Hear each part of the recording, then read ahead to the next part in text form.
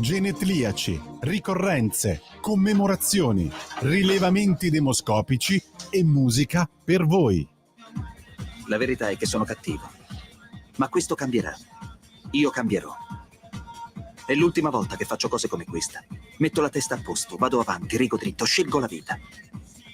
Già adesso non vedo l'ora. Diventerò esattamente come voi.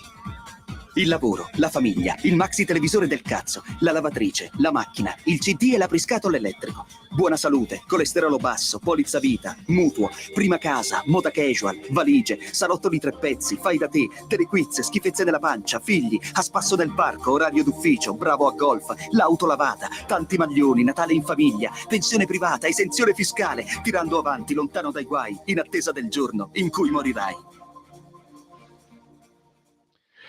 Giustamente, si parla di Toto Conclave, è il fatto del giorno.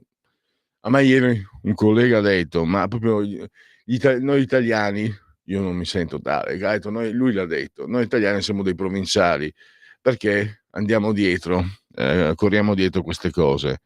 In realtà gli italiani sono anche cattolici, quindi il conclave è importante. Ma ieri è successo qualcosa di pazzesco. È successo che si è spenta la Spagna. Francesco il Magnifico sulla tolla di comando in regia tecnica, non hai origini ispaniche. Si è spenta, sì, lontanissime, ma si è spenta la Spagna ieri. Cioè, non so se mi spiego. Si è spenta la Spagna, anche il Portogallo e il sud della Francia. Cioè, qualcosa che io ricordo il 22 settembre 2003, 32 anni, si spense gran parte dell'Italia, però sono passati appunto 22 anni e allora oggi noi ne parliamo. In realtà parliamo anche di conclave, ma non ho gli strumenti per fare il Toto Conclave, non sono un conoscitore della materia. Parliamo del conclave anche in termini di sicurezza, perché c'è un sistema di sicurezza davvero sbalorditivo, enorme, che è destinato a coprire tutto, diciamo, tutti i lavori e soprattutto i locali, la parte logistica dove si svolgerà questo importante voto, come elezione. E lo facciamo con Francesca Musacchio, che oggi peraltro ha scritto proprio di quello che è successo ieri in Spagna. Quindi diciamo che con lei affrontiamo entrambe le tematiche, perché ci sono tante ipotesi che si stanno succedendo su quello che è accaduto ieri in Spagna-Portogallo. Si è parlato anche di hacker, però dicono gli esperti che se fosse stato un attentato ci sarebbe stata una rivendicazione. In realtà però io so anche che ci sono degli attentati che non vengono rivendicati, per i quali si chiede il riscatto senza fare troppo clamore. Ne parleremo con Francesca Musacchio, che è direttore di OCS.report e che scrive anche sul Tempo. Oggi l'articolo su questo fatto proprio lei lo ha scritto sul Tempo. Un'altra cosa, così proprio facciamo un triangolo. Il triangolo no, non l'avevo considerato. Vi ricordate l'incendio della concessionaria sempre a Roma della Tesla? È stato rivendicato da un gruppo anarchico che porta il cognome di un anarchico greco che è morto mentre stava preparando, secondo gli inquirenti, un ordigno, e loro hanno preso il nome, hanno citato Cospito, naturalmente, quello non manca mai, e hanno anche attaccato pesantemente Elon Musk. Hanno proprio scritto una lettera rivolta in questa rivendicazione, rivolta a Elon Musk. Adesso vediamo se volevo leggervi le righe. Allora, sentite quanto amano Elon Musk questi signori di Kyriakos Ximitris. Vi ricordo la concessionaria Tesla a Roma, 17 auto incendiate, distrutte. Poche persone al mondo al giorno d'oggi incarnano il male assoluto al pari del tristemente noto imprenditore tecnocrate miliardario Elon Musk. Questo poi non leggo tutto. Questo spregevole individuo è soltanto il prodotto di un sistema economico e sociale che marcia verso la sua stessa autodistruzione. Tecnofascismo, transumanesimo, intelligenza artificiale, conquista dello spazio, guerra, sorveglianza tecnologica e distruzione del pianeta. Servono altri motivi per attaccare gli interessi di Elon Musk ovunque e in qualunque momento? Questo è il tenore. Diciamo che prima che cominciasse ad appoggiare, quando ho votato per Biden 5 anni fa, non subiva questi attacchi Elon Musk, questo me lo ricordo benissimo.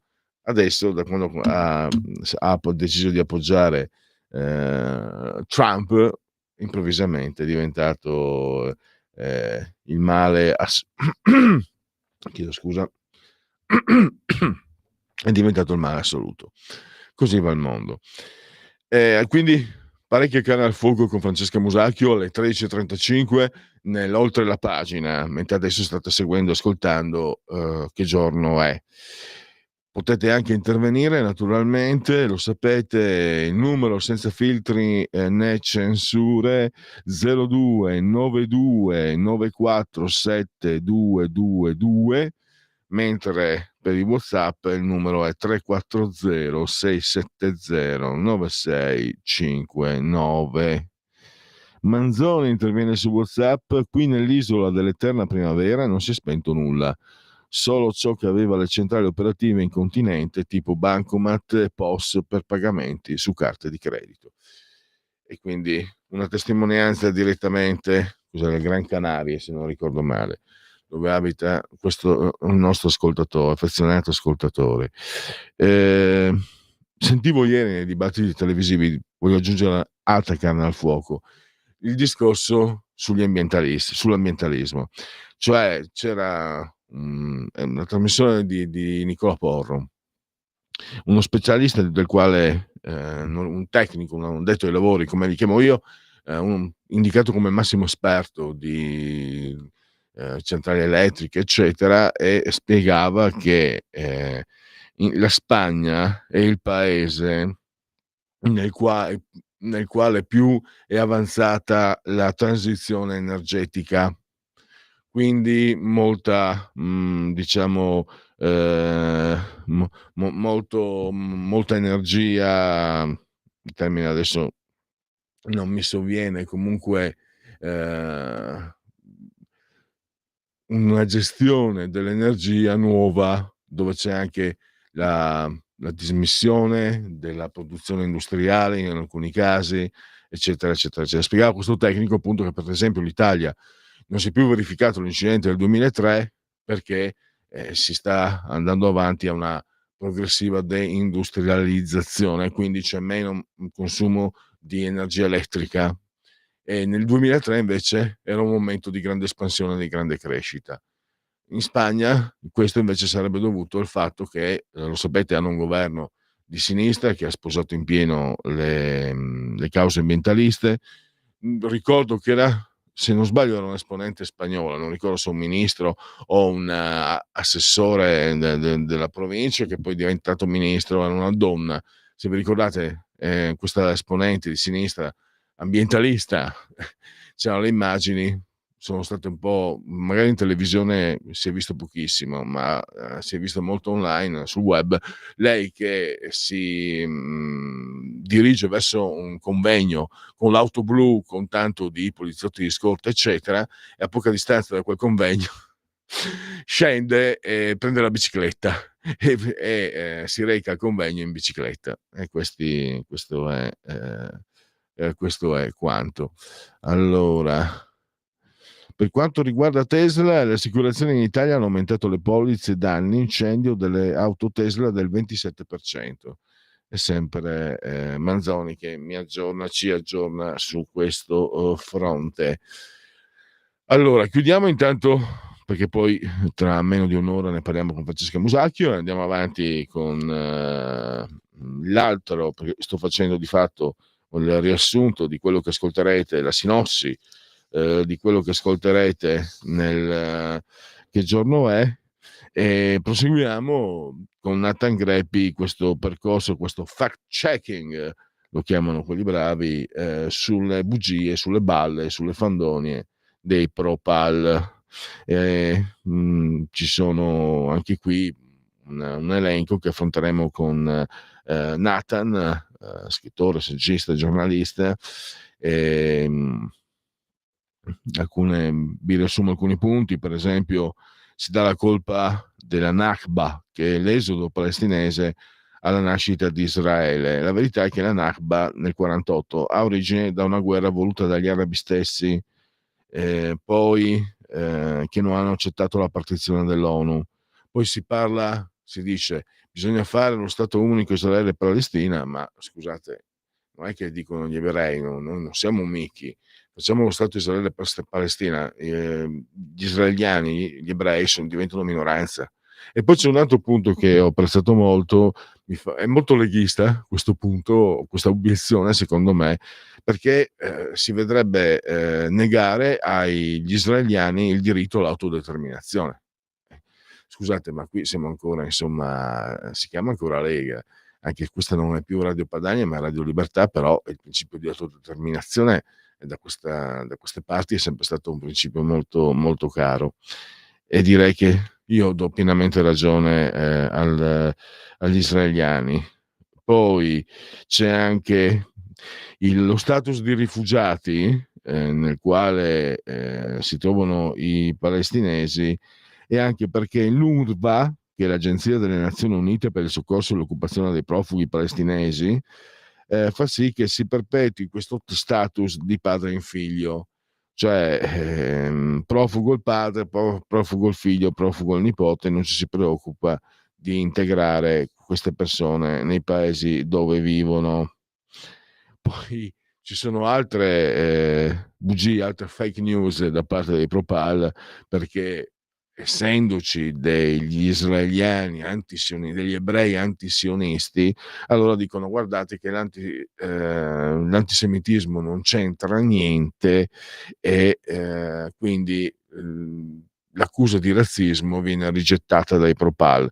In realtà gli israeliani antisionisti gli ebrei antisionisti sono meno del 5%, e spesso sono legati o a formazioni di estrema sinistra o a gruppi ortodossi integralisti, e quindi vengono usati un po' come specchietto per l'allodole, dai, questo posso dirlo, penso di poterlo dire senza timore di smentita. Poi c'è, e questo è triste, questo è una sofferenza per tutti, credo, coloro che hanno un cuore, un'anima, i bombardamenti anche su scuole e ospedali sulla striscia di Gaza, però la controobiezione di un israeliano è che lui ti dice guarda che è Hamas che mette depositi di armi, alcove di terroristi eccetera in questi luoghi, e usa praticamente i civili, li usa come scudi umani, tant'è che ne abbiamo parlato anche non con Nathan Greppi, mi sembra proprio con Francesca Musacchio l'altra settimana. Ci sono tanti arabi che stanno protestando contro Hamas e non ne possono più, perché hanno capito che li stanno usando. E poi tra l'altro Israele cerca sempre di avvisare in anticipo degli attacchi che verranno portati, cerca di avvisare la popolazione civile in modo che si possa mettere al sicuro. E infine addirittura, questa magari eh, me la faccio spiegare meglio, cioè facciamo spiegare meglio da Nathan Greppi, perché Gesù era palestinese. A me, che sono un cattolico non praticante, viene da dire, e allora? Beh, in realtà, poi ci spiega appunto quanto mh, che peso abbia questo tipo di valutazione. In Spagna hanno stabilito di spegnere le 5-6 centrali nucleari entro il 2035, così poi andranno a pedali. Ieri è stato emblematico. Sempre Manzoni che oggi è in splendida forma.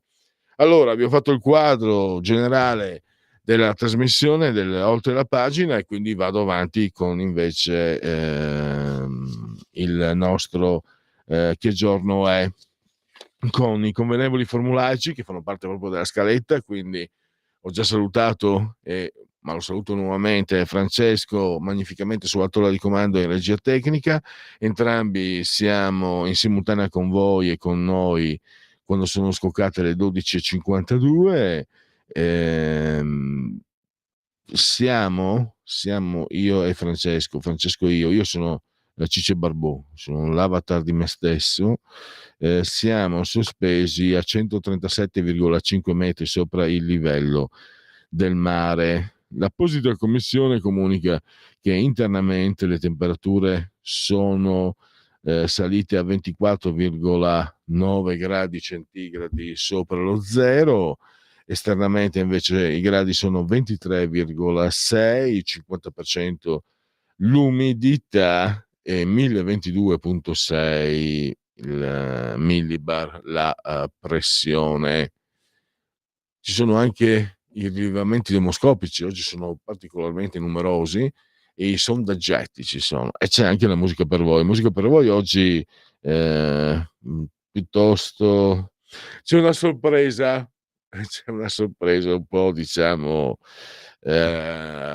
di parte non partigiana, comunque una canzone che non so quanti gradiranno, ma c'è invece Duke Ellington, che invece sono sicuro gradirete tutti, e poi c'è anche Willie Nelson tra la musica per voi.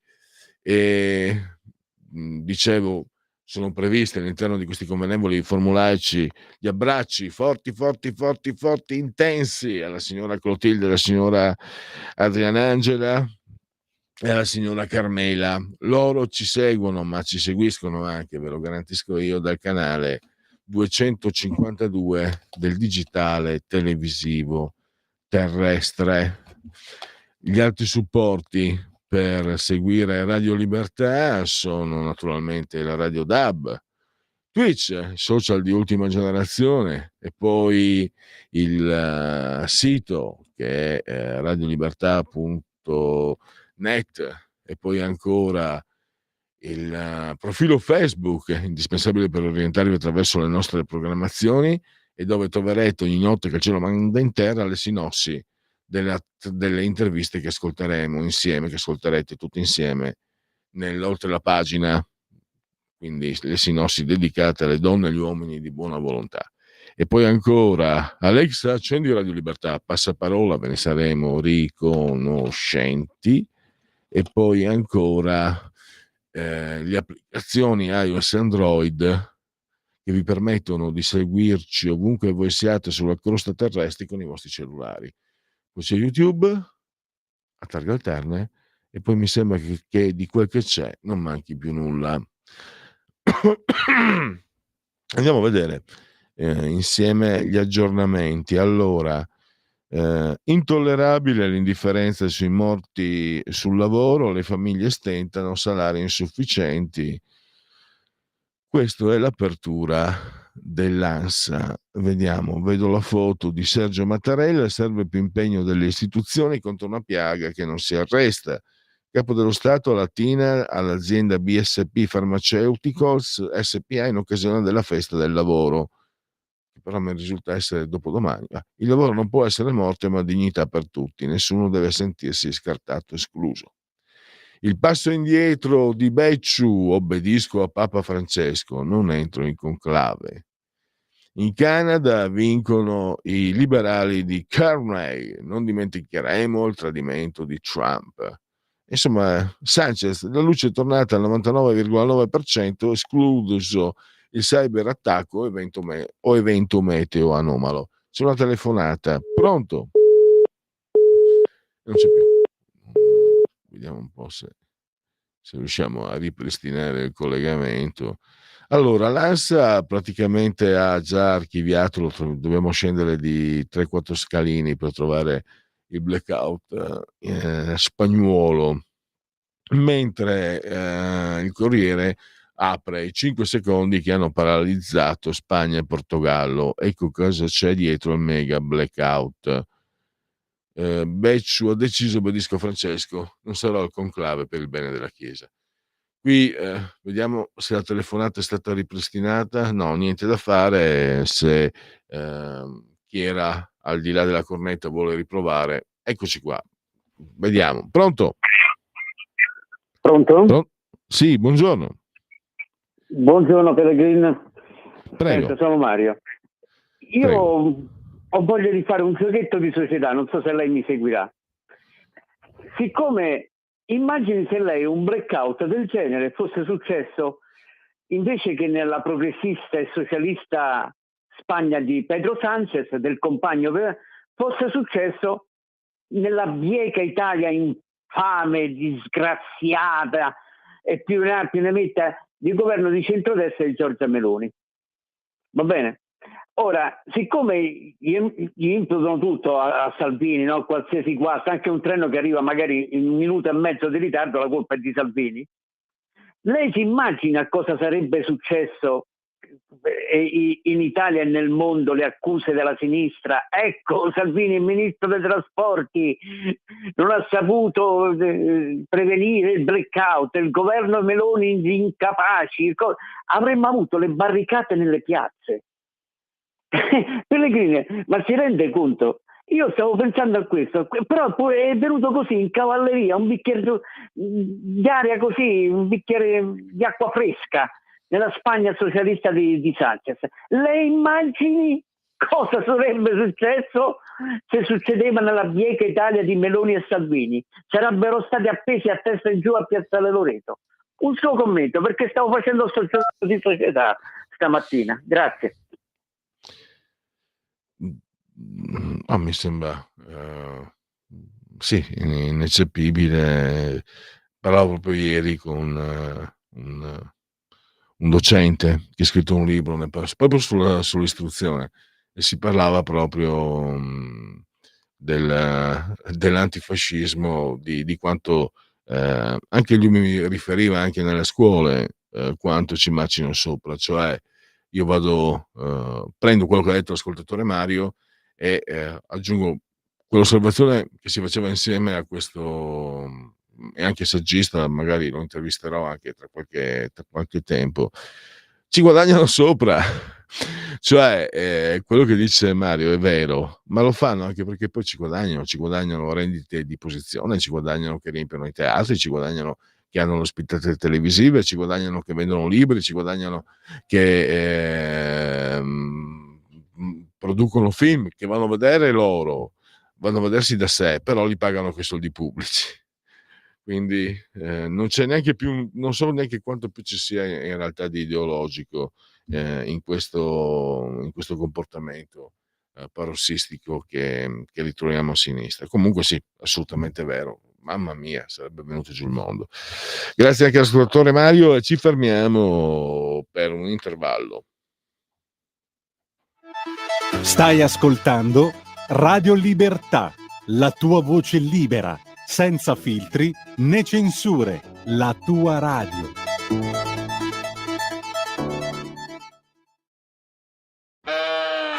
Dal produttore al consumatore, Sicurbet produce impianti d'allarme per case, negozi, uffici e capannoni, e oggi ti presenta Dialogos, l'unico antifurto senza fili che ti permette di rimanere in casa d'allarme inserito e a finestre aperte. Sicurbet offre l'impianto d'allarme senza fili a partire da €950 con 2 anni di garanzia integrale. Telefonate subito al numero 348 71 59 492 per conoscere Dialogos, e alle prime 5 telefonate il combinatore telefonico è in regalo.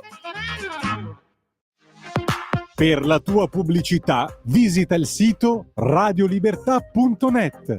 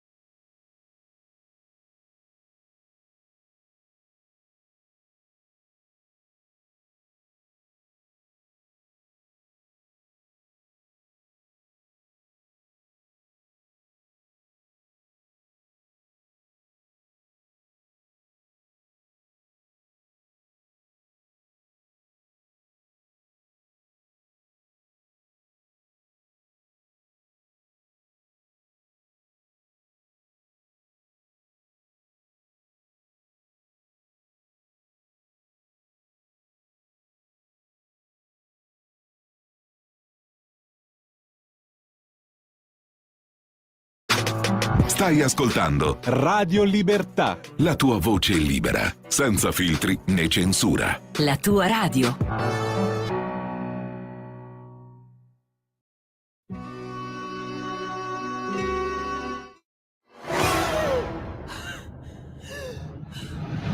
Pensa a respirare. Ora abbandonati. Che cosa vedi? Luce, oscurità, l'equilibrio. È tanto più grande. È stato un risveglio. Hai sentito? Conosco una sola verità.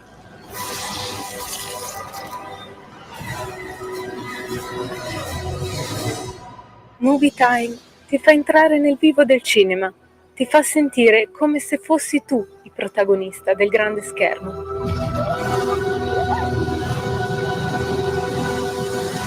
Ogni sabato dalle ore 16. Genetriaci, ricorrenze e commemorazioni del 10° giorno di Fiorile, che è un mese del calendario repubblicano, per tutti un martedì martis 29 di aprile, anno domini 2025, insieme a Sveva, meravigliosamente sulla tolla di comando in regia tecnica. Sveva, oggi è il giorno della danza, giornata mondiale della danza. Poi c'è una festa voodoo, Nandio, che è cerimonia di rottura rituale delle brocche finalizzata alla liberazione delle anime del purgatorio. Cassé Canari. Francis Drake affonda la flotta spagnola nel porto di Cadice. E poi 1429, la guerra dei 100 anni, Giovanna d'Arco raggiunge Orléans assediata dagli inglesi. Quindi direi commemorazioni piuttosto importanti. Mi si è scaricato, perché si scarica? Mamma mia, andiamo avanti. Allora, abbiamo il genetriaco, lo avete già avuto modo di ascoltarlo, di Duke Ellington. Siamo nel jazz di eccellenza, nel grande musica. L'imperatore Hirohito, che scomparve nel 1989. Poi abbiamo Enrico Mattei, che scomparve nel 1962, diciamo, in un incidente aereo, sul quale molto si è scritto, molto si è detto e molto si è parlato. Marchigiano Enrico Mattei. Adesso sapete, è stato un po' ripresa la sua figura, il piano Mattei, seguito impostato, voluto da Giorgia Meloni nei rapporti mediterraneo, con i paesi del Mediterraneo, i paesi africani. Poi abbiamo un attore francese piuttosto famoso, anche che l'ho abbastanza amato in Italia, Jean Rochefort.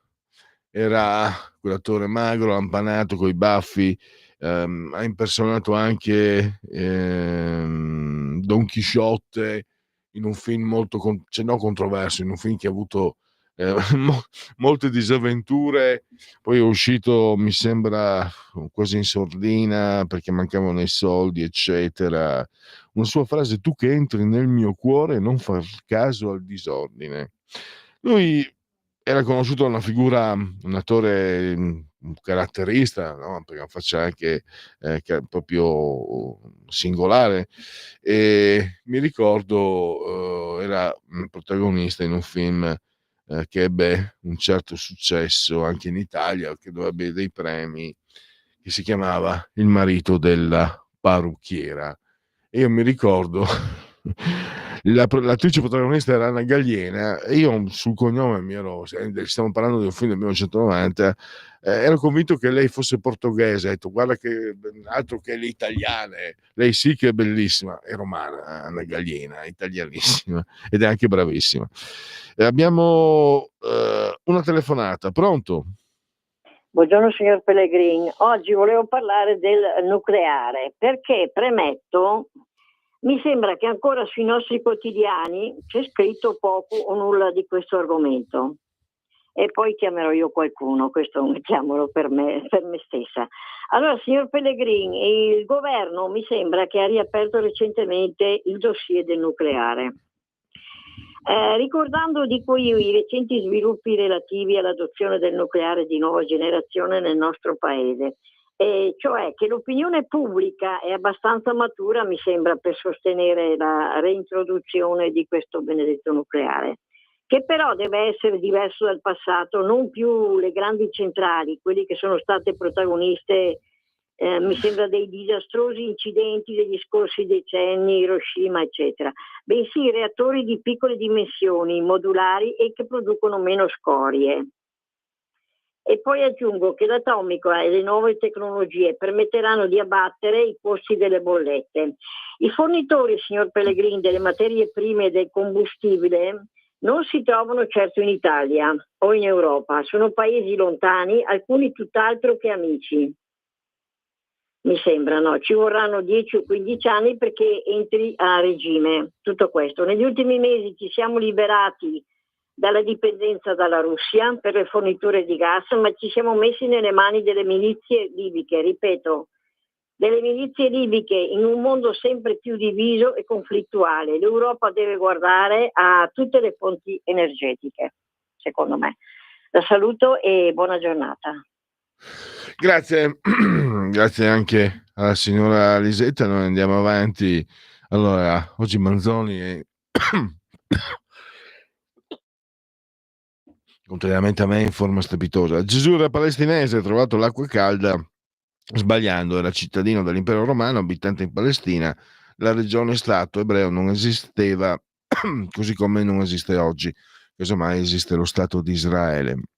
Dicevo che era una delle tanti pretesti dei Propal, eccetera. Questa poi ho detto, ce la facciamo spiegare meglio anche perché io ho detto Gesù, l'accusa dei Propal, Gesù era palestinese e a me è venuto da dire e allora però comunque ne parliamo, il significato vero chiaramente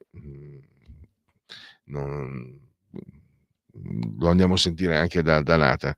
Giornata mondiale della danza, quando indiranno, è sempre Manzoni che parla via WhatsApp, la giornata mondiale di Pirla, credo che ci sarebbe un'affluenza superiore a quella del 1° maggio.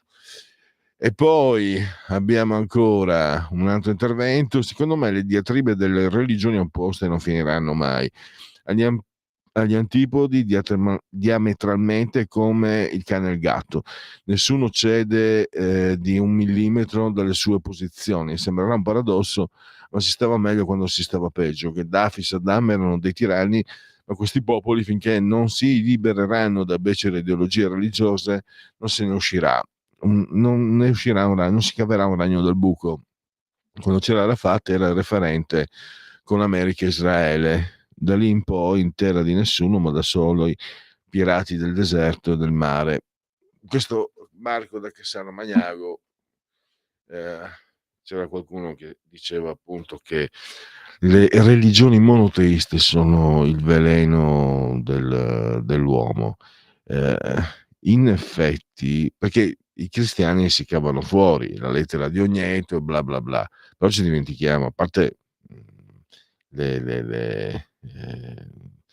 le scorrerie ai tempi alla ricerca del Santo Sepolcro, ma chi ha una certa età si ricorderà i massacri in Irlanda tra cattolici e protestanti, quindi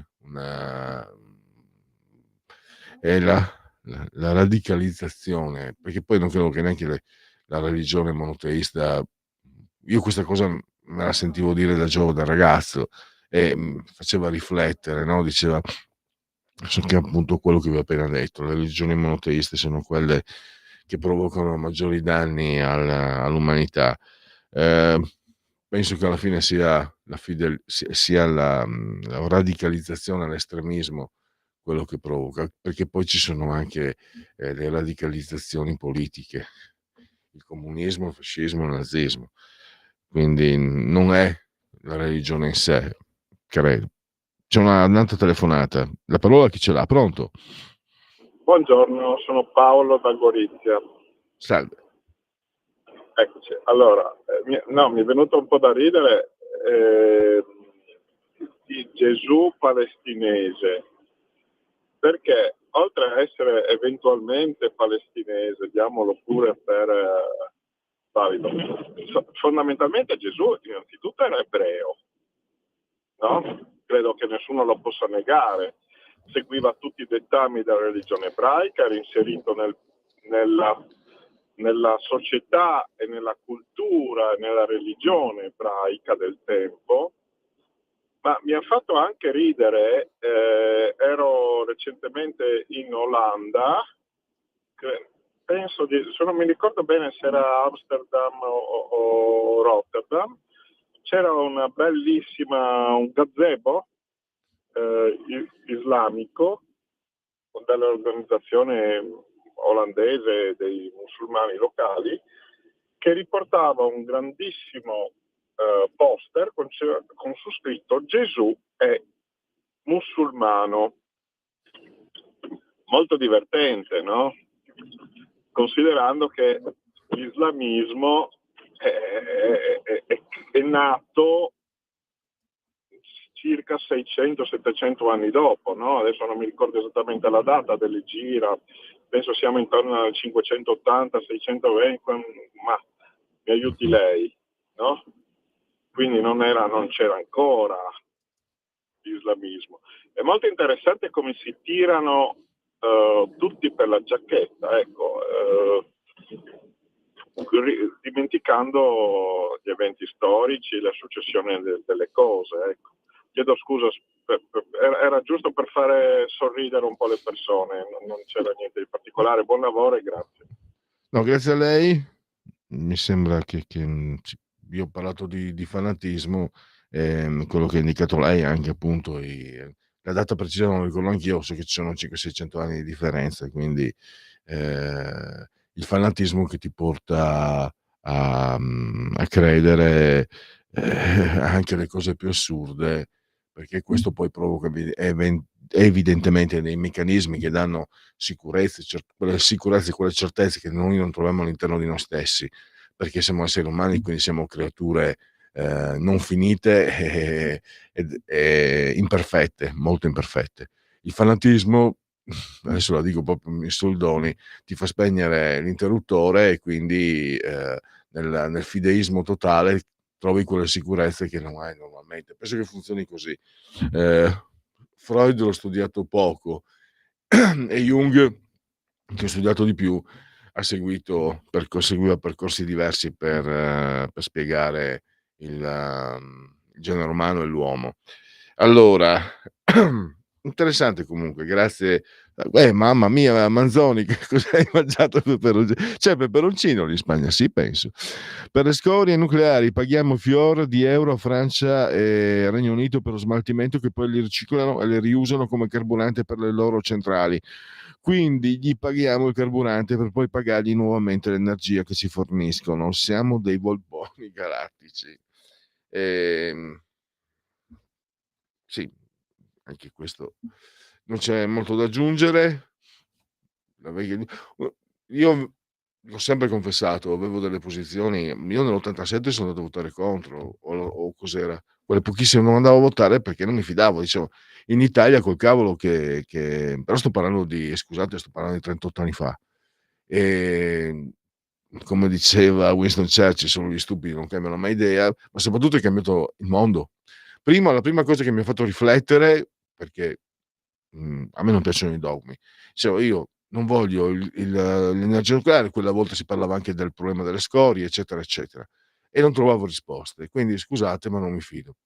poi ti confronti, poi cresci, poi aumenta. 2 anni fa ho intervistato una verde dei radicali che aveva portato avanti il referendum contro credo fosse l'87, non vorrei sbagliarmi, contro il nucleare, forse era l'82, va bene, comunque adesso ho un blackout anch'io, e lei ha cambiato idea. E ho capito, cioè si capisce perché è cambiato comunque la tecnologia è cambiata tantissimo, non si sente pressoché più parlare di incidenti. E poi io mi ricordo, faccia arrivo Pellegrini, arrivaci. L'obiezione che mi fecero quando se ne parlava, ho detto: ma scusa, mi dicono, ma scusa, dove abiti quella volta in Friuli? Guarda, praticamente tutto l'arco alpino è circondato da centrali nucleari. Ce n'è anche una in Slovenia, quella è più recente, ce ne sono mi sembra in Austria, in Svizzera, in Francia, pieno, eccetera. Quindi tu, cioè, hai paura? Ok, va bene, cosa fai? Però gli altri paesi ce l'hanno e quindi devi trovare una posizione. Vabbè, questi sono così, si fa pur parler. Abbiamo Zubin Mehta da Bombay, grande direttore d'orchestra indiano, Willie Nelson, siamo nel country, 3 accordi e la verità, ecco che cos'è il country, ha detto. Poi abbiamo un attore molto apprezzato, Daniel Day-Lewis, 6 nomination, 3 Oscar. La cosa che assomiglia alla carne del porco è la carne dell'uomo, che più assomiglia alla carne del porco è la carne dell'uomo. Un galantuomo è stato anche un grande portiere, Giovanni Galli, Fiorentina, Milan, Torino, Napoli, adesso è passato alla Lega da Forza Italia, quindi Michelle Pfeiffer, 3 nomination, 0 Oscar, peccato, io recito gratis, i soldi me li faccio dare per l'inconveniente di essere una star. Domenica sera vedevo un film con lei e Jessica Lange, Segreti, grande film, grande interpretazione, soprattutto più che grande film. Poi abbiamo Andrea Gassi, 8 Slam, 4 Australia Open, 1 Roland Garros, un Wimbledon e 2 USA Open tra il 92 e il 2003. E lo Slam ha una definizione perché ha vinto tutti e 4 i tornei in anni diversi, però. E poi abbiamo Uma Thurman che ha avuto una nomination e 0 Oscar, per fortuna, perché cioè, se non ha avuto Oscar un'attrice come Michelle Pfeiffer gli dai a Uma Thurman, no, anche no, grazie. Comunque ce la ricordiamo tutti per Mia Wallace in Pulp Fiction. Ed è anche il genetriaco, è scomparso qualche anno fa. Lui inizia come cantautore e poi per molti anni è stato il regista, pensate un po', delle trasmissioni di Maurizio Costanzo a Canale 5. Sto parlando di Paolo Pietrangeli e ascoltiamo una canzone che forse qualcuno di voi farà un po' arricciare il naso, ma a me è sempre piaciuta. È il comunista che c'è in me.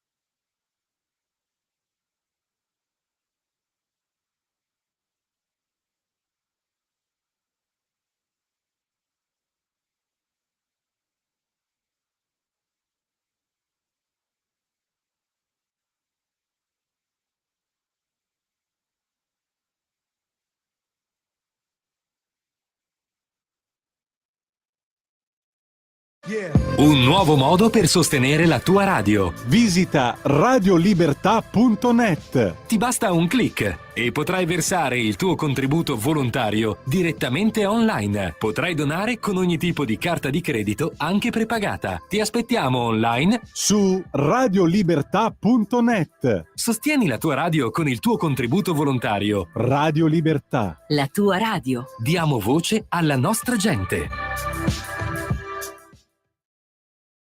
Sempre più liberi con La tua radio è il nuovo sito che mette in prima pagina opinioni, firme, notizie, uno sguardo nuovo e originale sui fatti che ci circondano.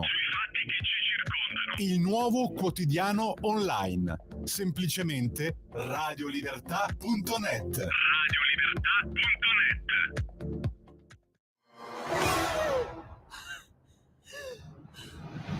Pensa a respirare.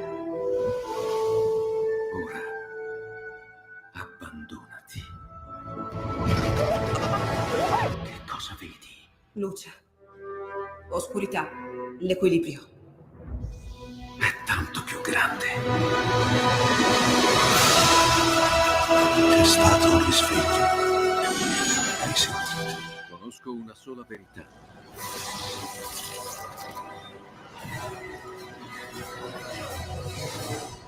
Movie Time ti fa entrare nel vivo del cinema, ti fa sentire come se fossi tu il protagonista del grande schermo.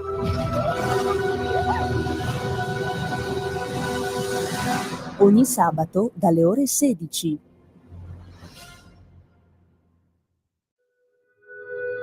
Radio Libertà. In un mondo in cui i mezzi di informazione vanno verso una sola voce, una radio che di voci vuole averne tante.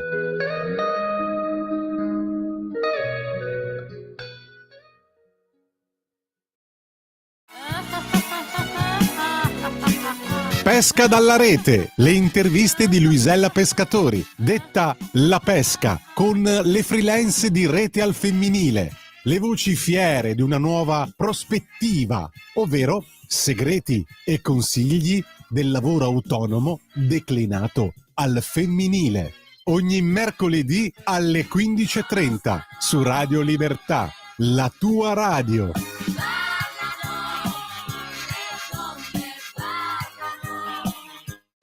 Un nuovo modo per sostenere la tua radio. Visita radiolibertà.net. Ti basta un click e potrai versare il tuo contributo volontario. Eccoci, rilevamenti demoscopici, sondaggetti. Cittadini e ICT tra il 2023 e il 2024 sono cresciuti gli acquisti via web. La quota di persone che ha effettuato acquisti online è aumentata di 2,2 punti. Via, poi ancora. Qui proprio bisogna andare. Tu non sai cos'è l'azione lepre perché non hai fatto mettere. Ah, aspetta, però quando hanno tolto il servizio militare non era previsto per le donne la leva, la naia. Allora, accesso a internet da casa soltanto per 6 famiglie di anziani su 10. Certo che dopo se c'è il blackout come ieri negli Stati Uniti, sì, in Spagna non ti serve a niente. Cresce l'uso di internet tra gli anziani, 3 persone su 4 utilizzano internet anche per chattare. E poi, quanti sondaggetti? Izzi, Papa Francesco il 25 aprile. Allora, pensa che 5 giorni di lutto possono sminuire le celebrazioni del 25 aprile? Allora, 52% dice di sì, 47% dice di no. Via. Azione lepre, Sveva, era quando sei militare, quando ti danno un ordine da assolvere in termini veloci, ma neanche un ordine, qualcosa da fare. Muoviti, azione lepre! Allora, Ipsos, sondaggio Ipsos, committente Corriere della Sera, Fratelli d'Italia 27,7, Forza Italia 8,2, Noi Moderati 1,2, Lega 8,2, PD 21,1, 5 Stelle 13,9, Alleanza Verdi Sinistra 6. Via. Quanti se ne sono ancora? Tanti, vediamo. Questo è un Tecne.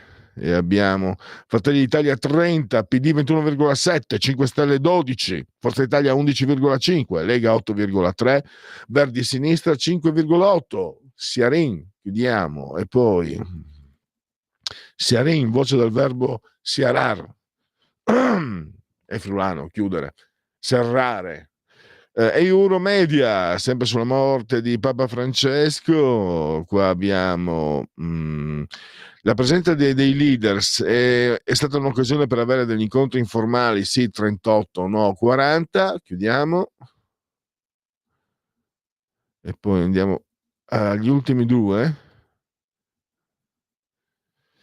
Sui cattolici, no, questo ve lo riservo con Arnaldo Ferrari Nasi, ne parliamo più avanti, questo lo metto in dispensa, non ve lo anticipo. Trump, Papa Francesco il 25 aprile, Bani Jai, realizzato appunto da Bani Jai, l'operato di Papa Francesco, positivo 84,5, negativo 15,5.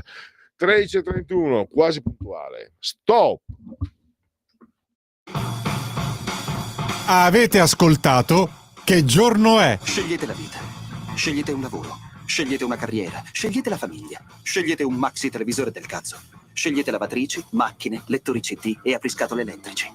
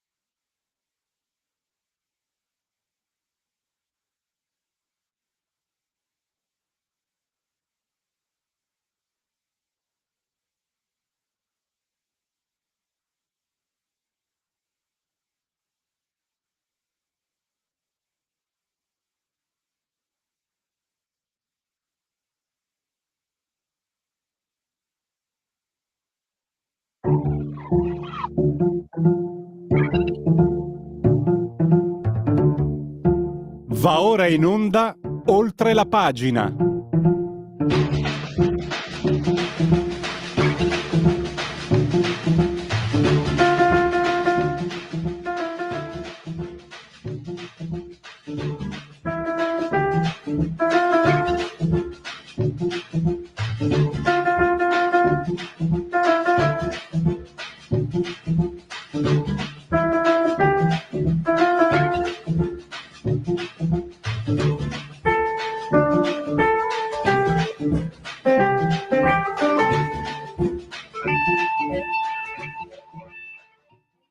Eccoci con Oltre la pagina, e c'è molta carne al fuoco oggi con Francesca Musacchio, perché intanto, ve l'ho detto, tutti giustamente il Toto Conclave è l'avvenimento della settimana che andrà avanti chissà per giorni e giorni, però quello che è successo ieri in Spagna, anche in Portogallo, il sud della Francia, è, è da film, da fantascienza, davvero stupefacente. E comunque parleremo con Francesca, parleremo comunque di conclave, però per parlare di tutte le misure di sicurezza che ci sono e degli attacchi che il Vaticano da anni, da almeno 10 anni, subisce, attacchi informatici molto pesanti. E poi anche, anche questa, io non l'ho letta da nessuna parte, magari mi è sfuggita, l'ho letta sul Tempo a firma proprio di Francesca Musacchio, che è direttore anche di OFCS-R.Report, la rivendicazione da parte del gruppo di anarchici dell'attentato alla concessionaria Tesla di Roma, Tesla di Elon Musk. Quindi non perdo tempo e saluto e ringrazio Francesca Musacchio. Bentornata ai nostri microfoni. Francesca. Grazie, bentrovati. Allora, io parto da quello, per ospitalità ti faccio scegliere, ma io vorrei partire da quello che secondo me finora, per oggi siamo il 29 aprile 2025, per me è la notizia dell'anno, che è il blackout di ieri. Cioè, stiamo parlando della Spagna, non, con tutto il rispetto, perché viva il Monte Titano che è bellissimo, non San Marino, stiamo parlando della Spagna, del Portogallo e del sud della Francia. Si è parlato di tante ipotesi, si è parlato di hackeraggio, si è parlato di pirateria, si è parlato di tempeste magnetiche o comunque incidenti di tipo meteorologico, insomma, o di quel tipo lì. Qualcuno ha anche detto che la transizione energetica di cui la Spagna è protagonista, è all'avanguardia in Europa, comporta dei rischi come quelli che abbiamo visto ieri. Insomma, tante voci. Tu oggi ne hai parlato anche sulle pagine del Tempo e ti do la parola per dirci la tua su questo fatto così enorme, secondo me. Grazie. No, beh, in realtà io non sono un tecnico, quindi ho riportato quelle che sono le varie versioni di questo evento catastrofico. Sembra un film fantascientifico, sai, di quelli in cui si ipotizza la fine del mondo, no? E sopravvivono solo 2 esseri umani, una roba del genere. È stato un evento di cui ancora oggi, almeno per via ufficiale, non si riesce a dare una spiegazione. Allora, tra le ipotesi, come dicevi, c'è l'attacco hacker, che però, diciamo, già da ieri molti analisti su numerose testate anche, diciamo, di settore, quasi tutti sono concordi nel dire sì, è possibile, però è molto difficile, molto complicato, molto insomma, per fare una roba del genere servirebbe una capacità di hackeraggio, una struttura importantissima che in questo momento pare non sia a disposizione di chiunque, e anche quei 2 profili che in realtà non hanno rivendicato, hanno fatto capire, si sono in parte, hanno fatto dei post sui social come a fare intendere siamo stati noi. In realtà non è una vera e propria rivendicazione. Comunque questi 2 gruppi, che sono uno russo e l'altro palestinese, diciamo che sono ad uso rivendicare, insomma, attribuirsi anche cose che non hanno fatto, non sono molto seri, diciamo, nel mondo degli hacker, mettiamola così, non sono considerati molto seri, quindi queste specie di rivendicazioni non sono state prese sul serio, ecco, soprattutto perché, ripeto, insomma, un hackeraggio di questo tipo richiederebbe delle competenze, delle strutture, delle capacità che intanto questi 2 gruppi non hanno, né insieme né singolarmente, e quindi se di hackeraggio si è trattato, non lo sappiamo, potrebbe essere stato qualcun altro, però bisogna capire chi, insomma.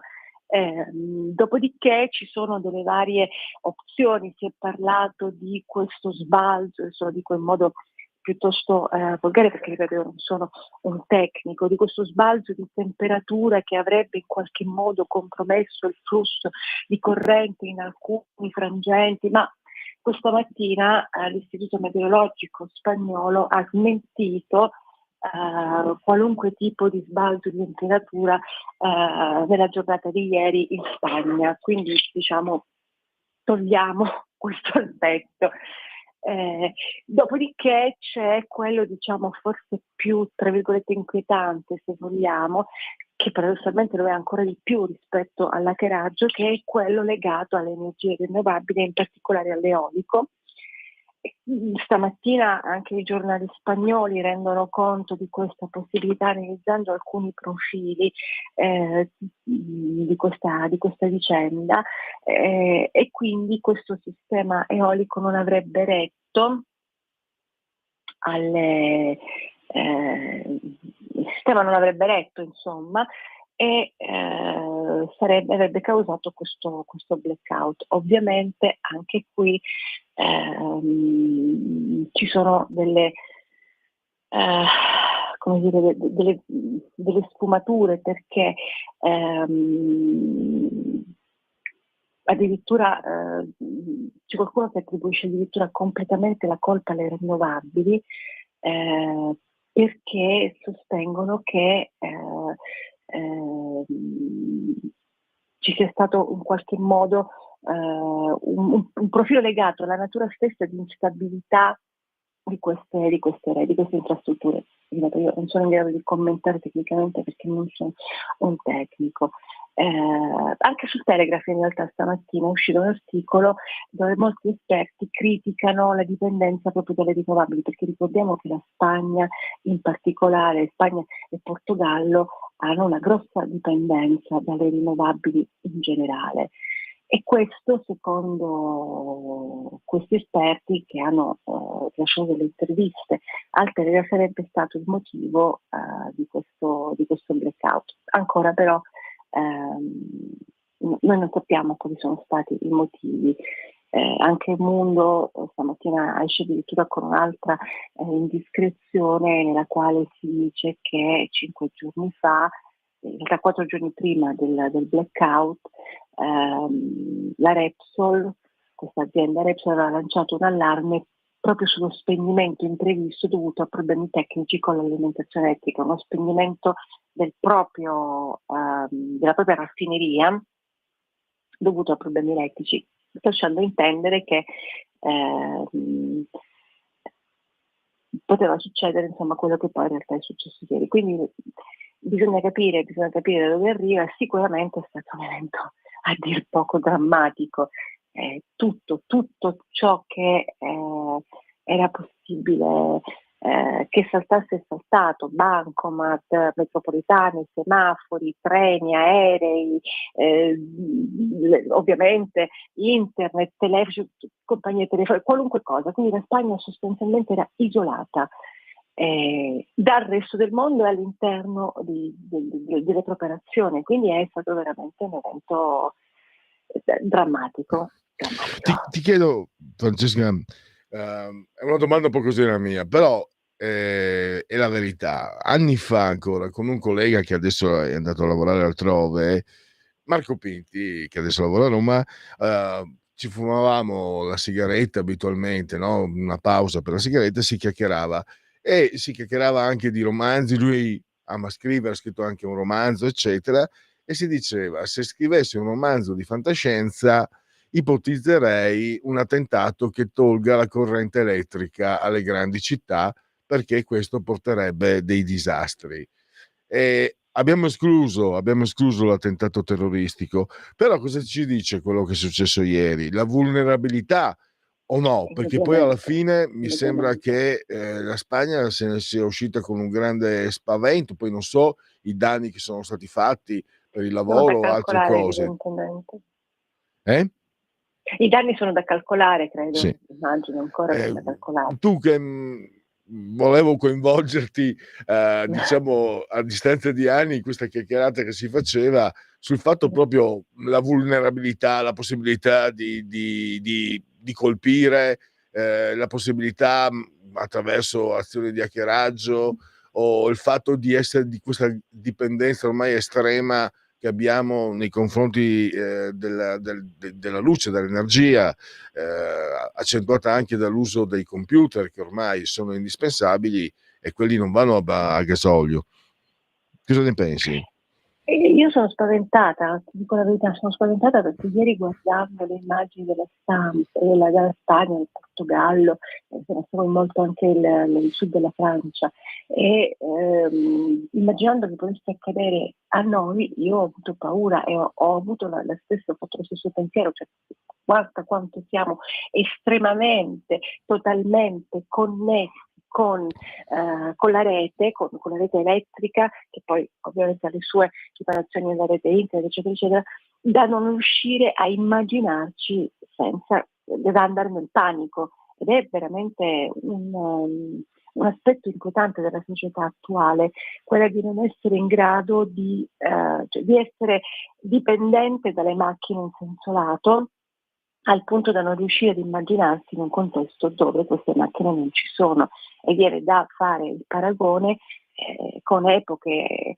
dove non c'era la corrente elettrica, non c'era la luce in casa, non c'erano la televisione, non c'era niente, non c'era nulla di tutto questo, eppure sono riusciti a vivere e siamo arrivati fino a questo punto, diciamo, di sviluppo del genere umano, passando per ere nelle quali non c'era assolutamente nulla di tutto quello che c'è adesso. Però noi non riusciamo ad immaginarci in quei contesti, noi senza luce siamo persi, perché non abbiamo la luce in casa, perché il frigorifero stacca, perché non abbiamo la TV, perché non possiamo ricaricare il telefono, il computer, per adesso abbiamo anche le macchine elettriche, quindi eventualmente resteremo anche a piedi da questo punto di vista, perché tutti i mezzi di trasporto e di comunicazione viaggiano utilizzando la rete elettrica, quindi pensa che danno potremmo avere.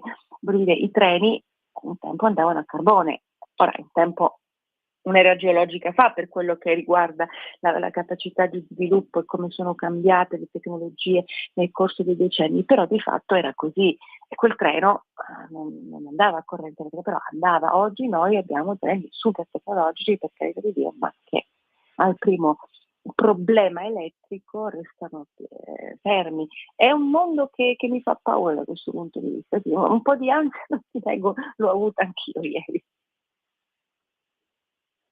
Io faccio questa riflessione anche perché, essendo antico, io sono nato negli anni 60, ma dalle mie parti mi raccontavano che la luce nelle zone, diciamo, più rurali è arrivata negli anni 50, no? Quindi, sì. infatti nelle case di una volta, mi ricordo quando ero bambino, che gli interruttori erano altissimi perché erano stati fissati in maniera anche abbastanza rudimentale. E quindi c'erano sempre delle candele in casa, non so se ricordi. Come no, e come no. Tutti avevamo delle candele in casa, quindi questo, come dire, era un momento di... Oggi io candele per fare luce non ne ho in casa, non so quante persone ne hanno, ma io per esempio non ne ho. Le candele ormai si usino solo per a scopi per profumare l'ambiente. Esatto, sì. E invece non andiamo poi così tanto lontano, perché diciamo l'impegno informatico per proteggere il conclave è enorme, no? Magari noi vediamo qualcosa che appartiene a una tradizione millenaria, i cardinali, eccetera, e tu nel tuo articolo di ieri, sempre sul Tempo, spiegavi proprio invece il grandissimo operato, ma ormai da 10 anni che il Vaticano ha subito attacchi anche cyber molto pesanti, e il conclave è ancora più protetto. Qualche particolare, Francesca? Sì, allora questo conclave diciamo che ha una serie di, come dire, di aspetti interessanti. Uno di questi è la sicurezza informatica, la cyber security, come dicono quelli che parlano bene, e non sono io questa, che impone insomma una serie di riflessioni, perché diciamo il momento dell'elezione è un momento che indubbiamente riscuote un interesse globale, perché il Vaticano non è soltanto come dire, un posto spirituale, religioso, ma è anche esposto economicamente, politicamente, connesso a reti globali, e quindi il potere morale che esercita su miliardi di fedeli è di grande interesse per tantissime realtà. Quindi, consapevoli e consci di questo, all'interno del Vaticano da tempo stanno cercando di proteggere la rete cyber, e in occasione del conclave ovviamente saranno messe in campo delle azioni ancora più incisive per proteggere proprio la Cappella Sistina, laddove si riuniscono i cardinali per votare, e quindi sarà sostanzialmente blindata, un vero e proprio bunker, con ad esempio le possibilità di accedere con telefoni o strumenti tecnologici di alcun genere. Le finestre saranno oscurate, i segnali saranno predisposti dei jammer per annullare qualunque tipo di segnale, tra cui anche i laser spia, per annullare le attività dei droni, insomma una lunga serie di pratiche e di azioni per proteggere, proprio creare un bunker totale dove i cardinali voteranno e si confronteranno evidentemente. È già in corso questo tipo di blindatura, perché il Vaticano viene da periodi nei quali ci sono stati dei problemi con hackeraggi.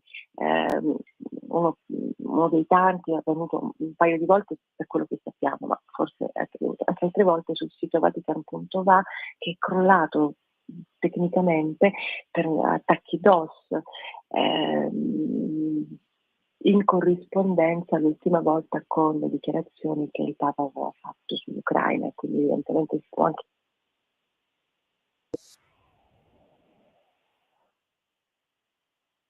nel 2015 ad esempio fu anche Anonymous a bucare i server di Radio Vaticana come protesta di agire contro la Chiesa. Quindi comunque questo dimostra che è un'entità molto esposta, e quindi si corre ai ripari. Lo ha fatto il Vaticano in questi anni. Ci sarebbero, dalle mie fonti, ancora delle criticità, dei varchi, ma che sostanzialmente dovrebbero essere in qualche modo sanati attraverso una serie di collaborazioni esterne che il Vaticano ha, oltre alla propria, diciamo, unità, chiamiamola così, di intelligence cibernetica all'interno della Francesca, magari tu hai anche ricordato, cioè per proteggere, non ci sarebbe da aspettarsi di meno, della verità. Ci sono gli istituti più all'avanguardia nel mondo per la protezione, per la cyber security, come dicono quelli bravi. Allora, la cyber security in generale è un problema diffuso, non è solo del Vaticano. Ti dico questo perché sulla cyber security oggi si combatte forse una guerra ancora più sanguinosa di quella che si combatte ad esempio in questo momento in Ucraina, oppure in Medio Oriente. Gruppi di hacker agguerritissimi tutti i giorni sono in attività. Alcuni sono al soldo dei governi, dichiaratamente al soldo dei governi, come sia che russi o quelli cinesi, e poi tra l'altro Russia e Cina rappresentano i due maggiori pericoli insieme all'Iran. Hanno degli hacker, dei gruppi, delle azioni hacker che sono sostanzialmente dirette dai governi, quindi hanno anche, soprattutto, hanno una valenza molto strategica e politica. Noi siamo immersi ovviamente in un mondo, come dicevo prima, tornando al problema che ha avuto ieri la Spagna e il Portogallo, siamo evidentemente diciamo vittime di questa tecnologia a 360 gradi nel bene e nel male. E In chiusura, abbiamo gli ultimi minuti, c'è anche, ripeto, io l'ho trovata solo sul Tempo la notizia, la rivendicazione, articolo sempre a tua firma, la rivendicazione dell'attentato alla concessionaria Tesla di Roma credo fosse i primi di aprile. Sì, questa è una cosa che insomma è emersa qualche giorno fa. Sì, gli anarchici, come poi diciamo era già nei sospetti di tutti gli investigatori e degli osservatori, gli anarchici sono stati responsabili di quanto accaduto nella concessionaria Tesla di Roma, a fuoco, non ricordo la data esatta, e sono state bruciate una decina di auto Tesla.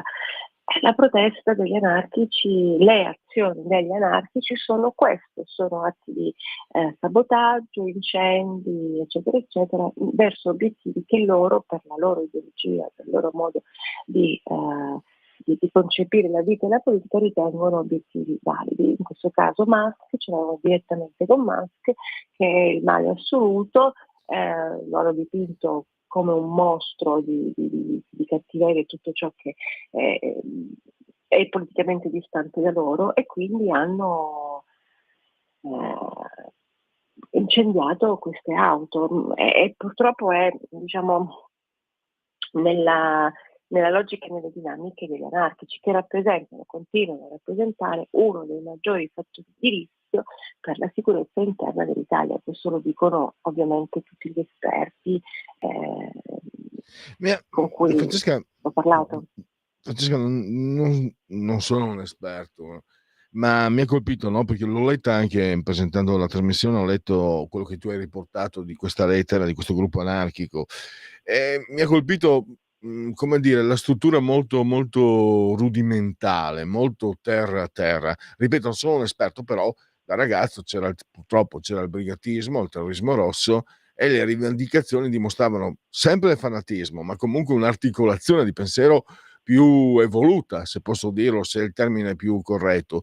Qui mi sembra di vedere lettere, non dico di uomini primitivi, ma quasi, e poi il fatto Elon Musk, che fino all'anno scorso, quando aveva votato Biden, nessuno gli diceva niente di costoro, improvvisamente lui ha cambiato idea, è diventato pro Trump e improvvisamente hanno scoperto che è la fonte di tutti i mali. Questo fa parte della narrazione che in questo momento, ma già dal momento in cui Trump si è candidato e ha vinto le primarie, insomma, è l'idea che accompagna la narrazione di quel mondo che è, diciamo, che non condivide Trump, mettiamola così. Quindi tutto ciò che è Trump e tutto ciò che è vicino a Trump, quindi anche Musk, è negativo, è da combattere e da attaccare nei modi possibili e immaginabili. Quindi ovviamente gli anarchici, che rappresentano per definizione l'espressione di questo mondo, diciamo, che va sempre in contrapposizione a qualcosa che, se non la pensi come loro, mi ricorda qualche, diciamo, compagine politica italiana, non governativa, mettiamola così, che non la pensi come loro, sei un nemico da abbattere, e questi lo abbattono facendo così. Questo è il problema, perché questi passano all'azione ed è un problema. Sì, basta vedere, abbiamo parlato anche con te tante volte della situazione Cospito. Francesca, purtroppo abbiamo finito il tempo. Allora ricordo ancora Francesca Musacchio, direttore di FCS.report, e la leggiamo anche su Il Tempo e l'ascoltiamo qui a Radio Libertà. Sempre molto volentieri, grazie e a presto. Grazie a voi, buona continuazione. Allora, togliamo la condivisione e vediamo se ci sono aggiornamenti, perché sono le 14 in punto, quindi non c'è neanche il tempo. Vediamo un po'. Allora, è arrivato lo sveglione: se non usi internet come fai a chattare? Usi segnali di fumo? Allora, vediamo un po'. Questo è sempre fuma meno che ti conviene. Questo è il gentilissimo Manzoni. No, io ho letto un dato Istat, non ho, ho semplicemente letto un dato Istat, ma lui è sempre così gentile, carino, così dolce. E qui niente, un messaggio che non riesco a aprire, quindi pausa. Riprendiamo tra qualche minuto con Qui Parlamento.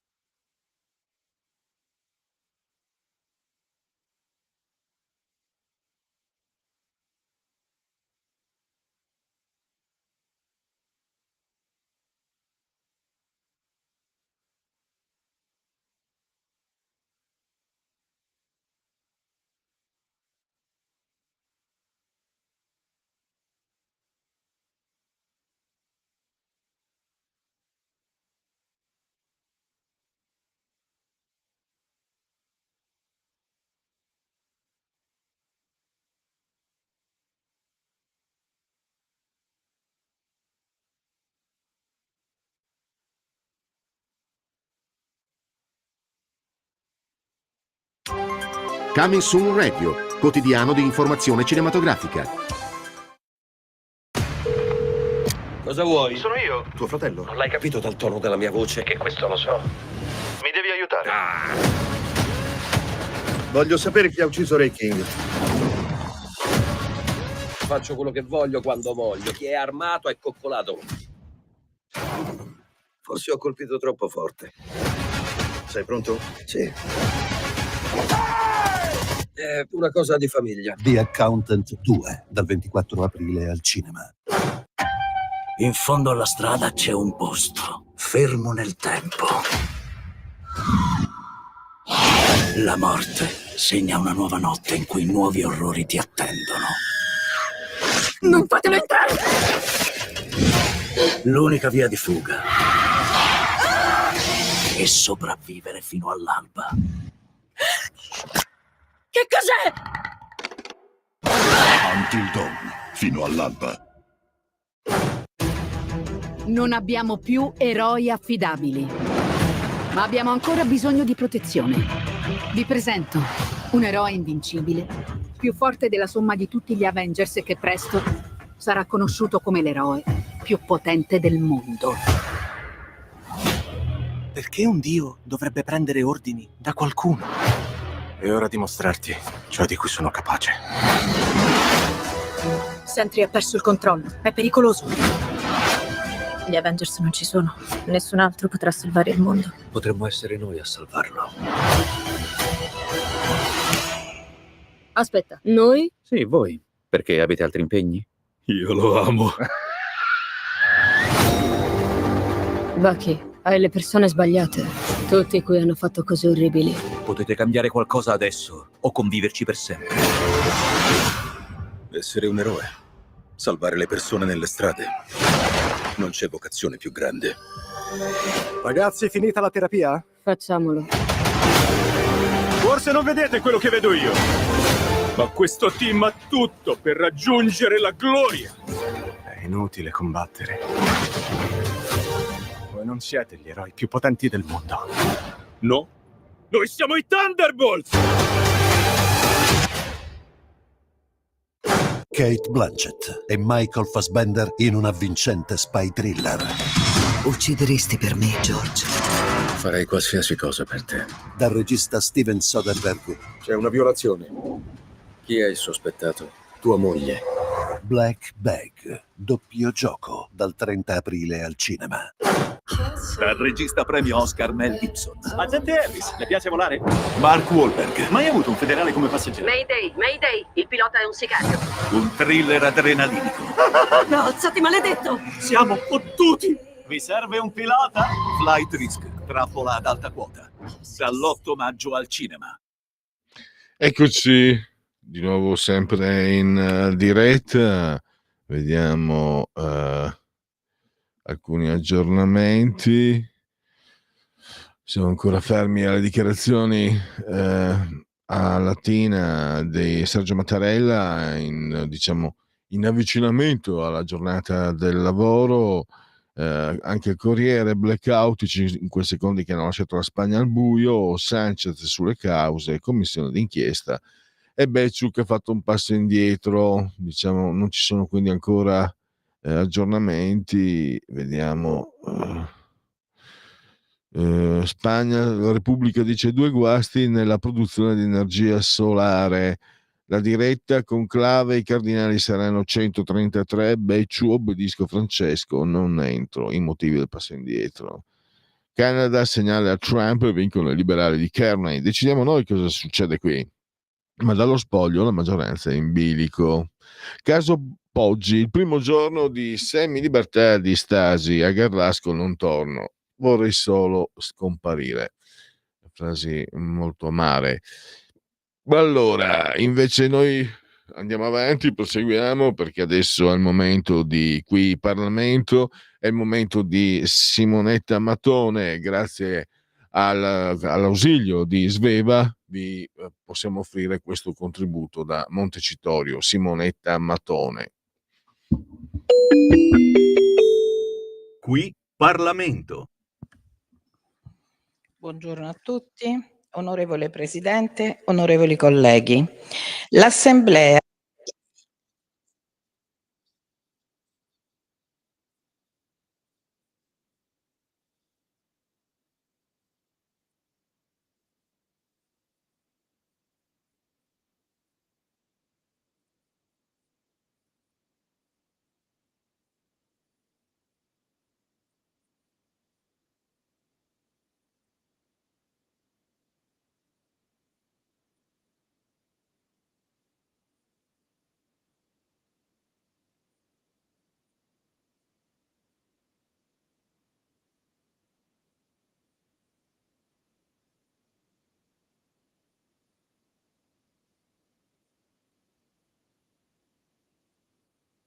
intende evidenziare come la questione involga problematiche ben più complesse di quelle che a prima vista potrebbero apparire.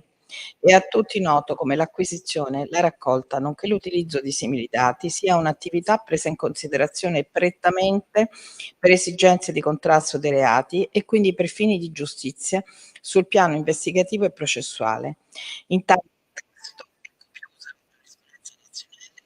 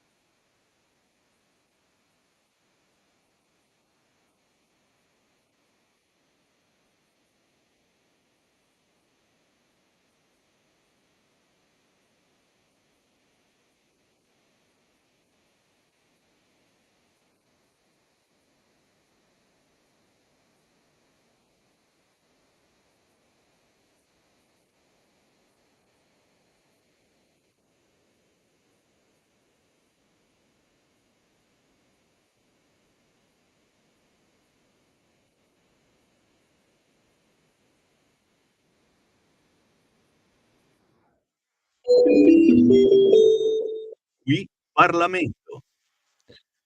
Allora, andiamo avanti, sempre linee aperte, se volete intervenire, diamo anche qualche aggiornamento. Non abbiamo ancora visto il Dago Spia, non vi ho letto.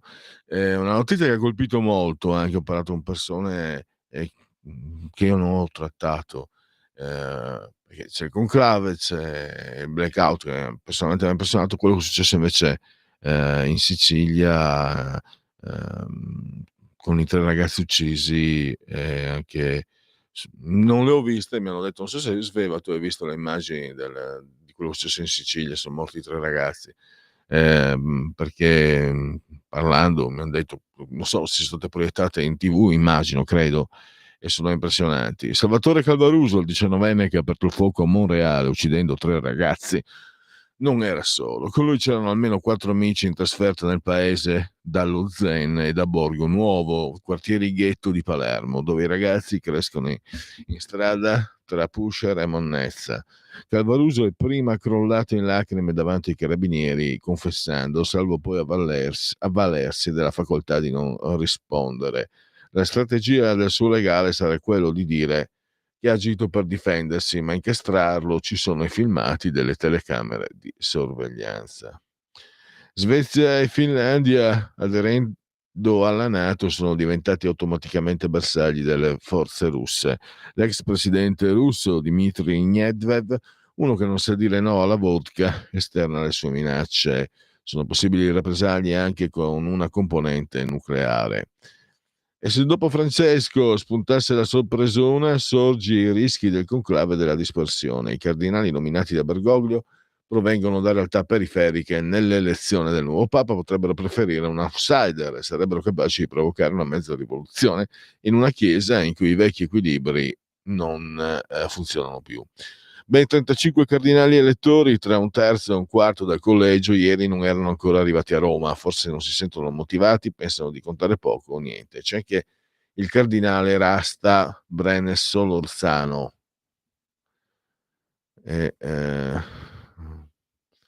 Vediamo ancora.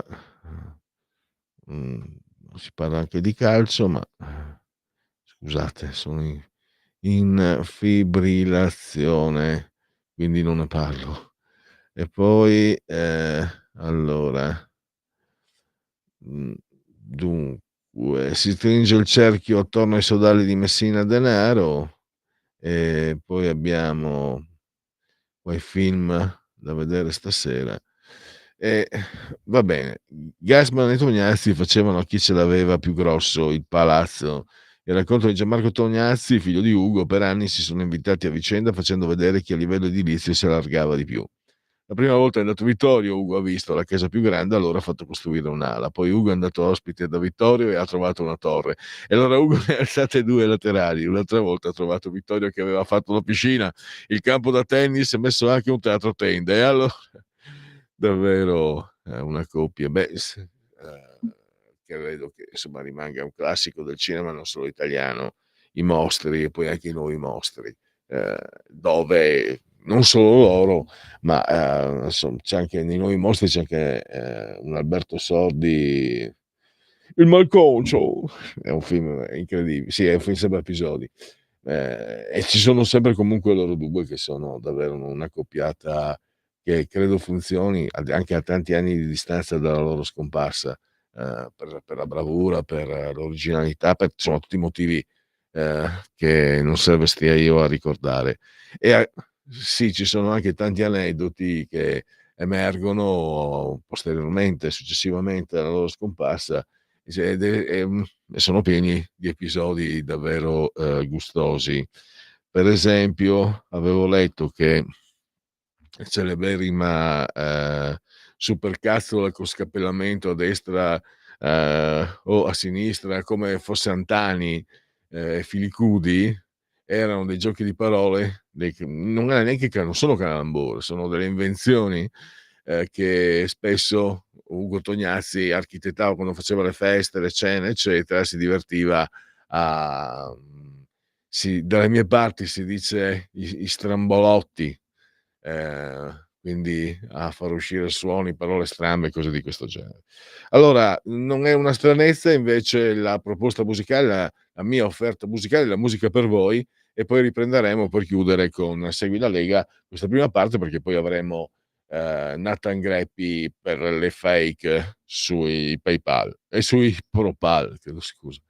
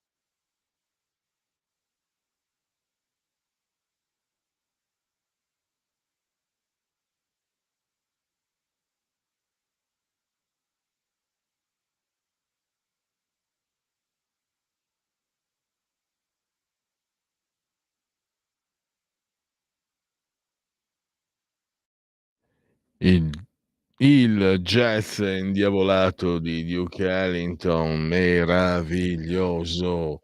Siete sempre, ci sono pure frequenze, ma siamo da queste parti, insomma.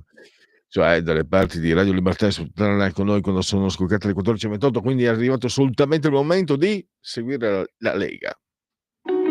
Segui la Lega è una trasmissione realizzata in convenzione con La Lega per Salvini Premier.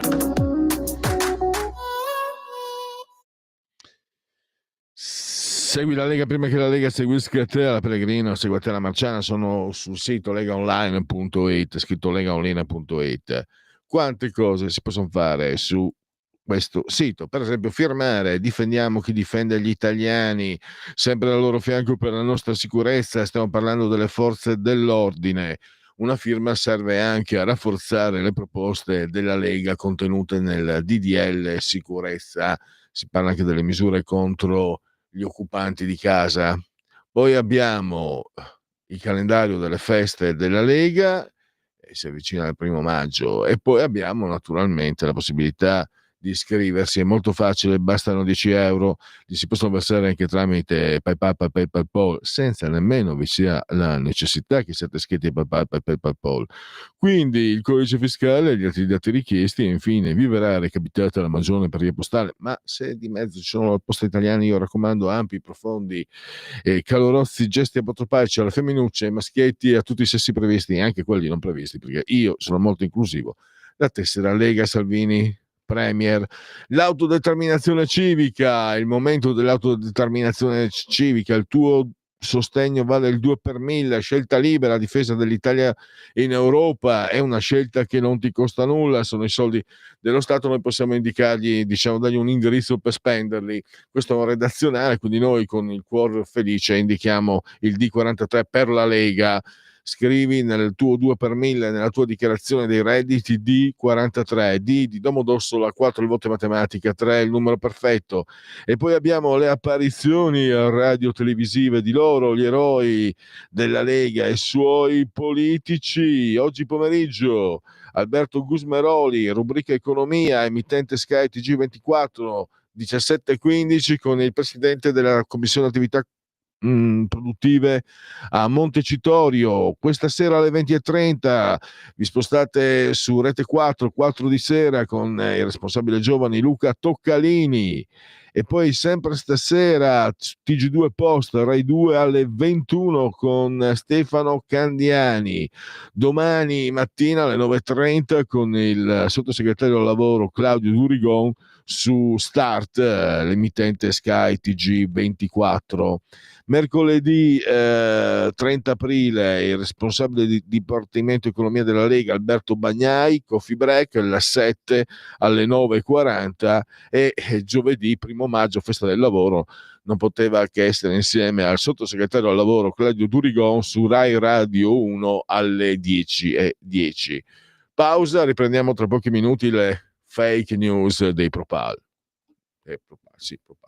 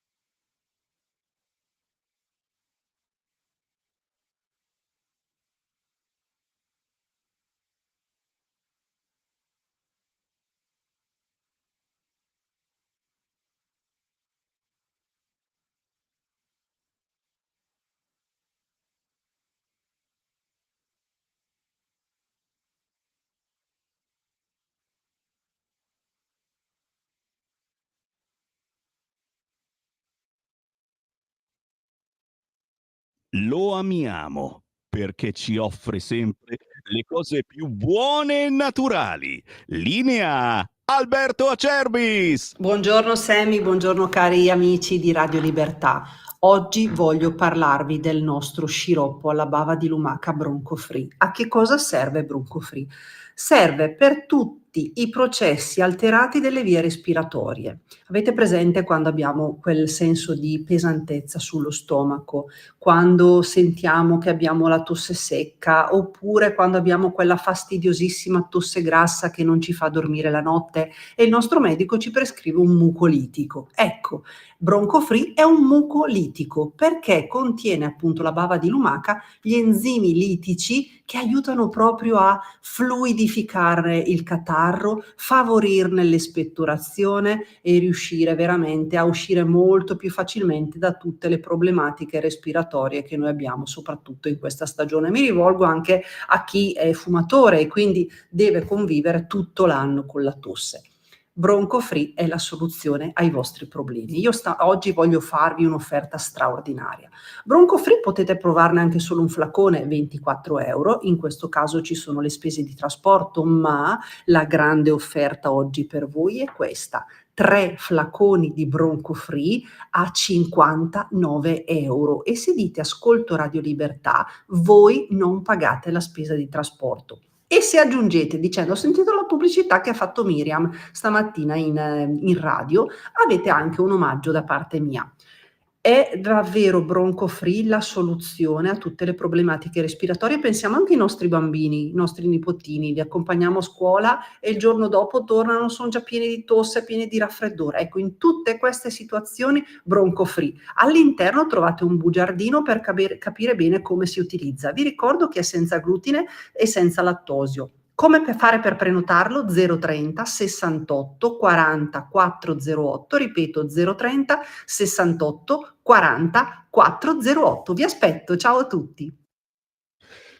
Di nuovo, sempre e comunque in simultanea con Radio Libertà, quando sono scoccate le 14:37 con noi e con Nathan Greppi, giornalista, saggista e diciamo nostro Virgilio in questo cammino alla scoperta, questo fact checking, alla scoperta delle fake news dei pro Val. Nathan, bentornato ai nostri microfoni. Ciao Pierluigi, grazie dell'invito. Allora, oggi andiamo a parlare altri 5 punti, altre 5 bugie. La Nakba, l'esodo palestinese, sarebbe colpa dell'istituzione della nascita dello Stato di Israele nel 48, secondo i Propal. Le cose stanno un po' diversamente. A te la parola. Beh sì, durante la guerra di indipendenza del 48, quelli che ricordano la Nakba, la catastrofe, che vuol dire catastrofe in arabo, come i palestinesi ricordano l'esodo dalle loro case, spesso non si tiene conto del fatto che quella guerra era nata dal fatto che gli arabi non avevano voluto accettare il patto di partizione proposto dall'ONU nel 1947 per la spartizione della Palestina in uno Stato ebraico e in uno arabo, perché gli arabi non accettavano la presenza ebraica sulla loro terra. E allora, dopo la nascita di Israele, 5 paesi arabi, che erano Egitto, Siria, Libano, Giordania e Iraq, assieme alle milizie arabe locali, avevano attaccato lo Stato ebraico appena nato, che ha combattuto per più di un anno per poter sopravvivere, e poi ha sottratto un po' di territori nel corso degli anni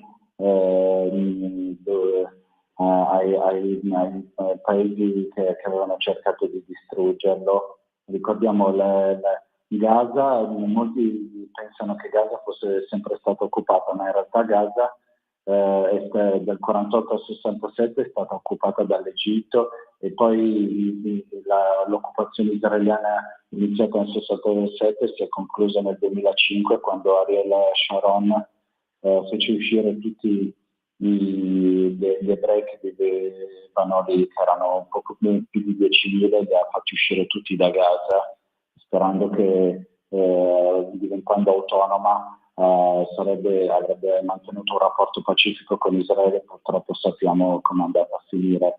Ma poi soprattutto in tanti quelli che ricordano la Nakba spesso anzi quasi sempre dimenticano che ci furono anche numerose espulsioni di centinaia di migliaia di ebrei dei paesi arabi, dove in molti casi vivevano da prima ancora che nascesse la religione islamica. Giusto per dare i numeri, in tutto il mondo arabo nel 1948 vivevano 851.000 ebrei, secondo la Jewish Virtual Library, e 70 anni dopo, nel 2018, ne erano rimasti appena 3.300. In Egitto si era passati da 75.000 ebrei nel 1948 a poche decine che se ne contano oggi al massimo. In Libia erano 38.000 un tempo e poi dopo la guerra dei 6 giorni sono scappati tutti, oggi non è rimasto nessuno. In Iraq c'erano 135.000 ebrei un tempo e oggi sono meno di una decina. In Algeria erano 140.000 e dopo che l'Algeria si è resa indipendente dalla Francia sono dovuti quasi tutti fuggire, gli ebrei. Perché questa cosa molti se lo dimenticano, che in Israele, al di là di tutta la retorica sulla Nakba, in Israele la popolazione araba non ha fatto che aumentare nel corso dei decenni. C'erano 156.000 arabi in Israele nel 1948 e oggi sono più di 2 milioni. Invece nel mondo arabo a fronte di più di 850.000 ebrei che c'erano nel 1948, oggi ne sono rimaste poche migliaia, a parte in Marocco e in Tunisia, che sono le uniche che ospitano ancora delle comunità ebraiche consistenti. Per il resto nel mondo arabo una presenza plurimillenaria è scomparsa del tutto. Poi c'è la vicenda dello status di rifugiato, che dipende dall'UNRWA. Anche qui bisogna spiegare come stanno veramente le cose, Nathan. Sì, perché molti si lamentano del fatto che i palestinesi siano ancora rifugiati, vivano ancora da rifugiati nei campi profughi, ad esempio in Siria, in Libano, solo che quello che non dicono furbescamente che non è colpa di Israele per come vengono trattati i palestinesi in Siria, in Libano, in Giordania.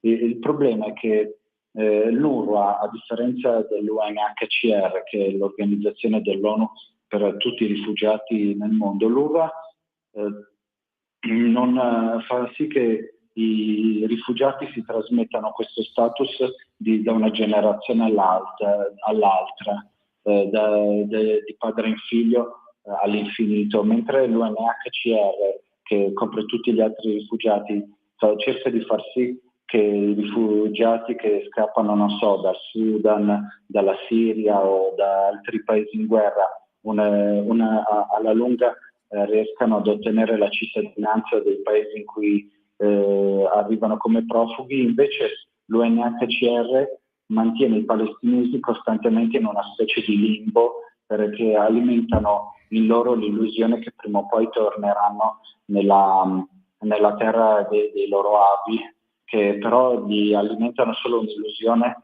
che rende solo più nocivo il clima. Cioè, tu prova a pensare, se a noi tutti i rifugiati che sono arrivati in Italia dall'Istria o dal Mazia fossero rimasti a vivere in campi profughi fino ad ancora oggi, pensa quanto risentimento e quanto dolore gli avrebbe causato.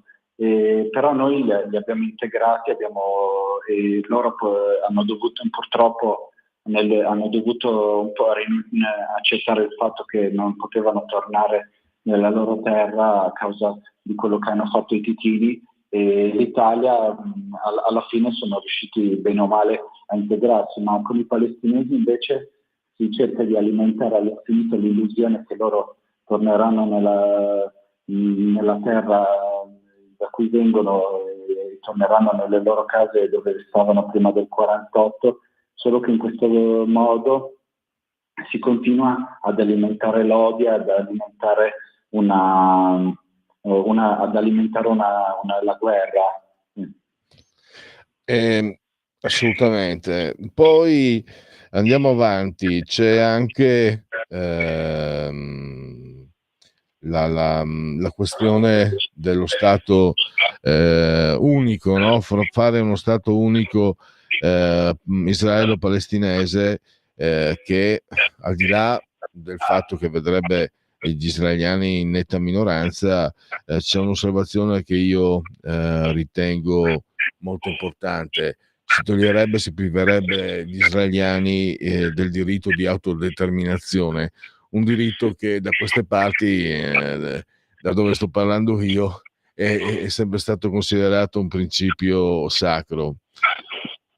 Sì, perché in tanti, soprattutto all'estrema sinistra, in parte anche alcuni coloni nella West Bank, a volte hanno dato che vi è una crescente disillusione nei confronti della soluzione a due stati, perché a destra, perché si teme che la nascita di uno Stato palestinese adesso porterebbe a Hamas al potere anche in Cisgiordania, di conseguenza Hamas arriverebbe a controllare un territorio molto più vasto rispetto a Gaza, dal quale potrebbe minacciare Tel Aviv, Gerusalemme, e non ci sarebbe angolo di Israele che sarebbe al sicuro dai loro attacchi.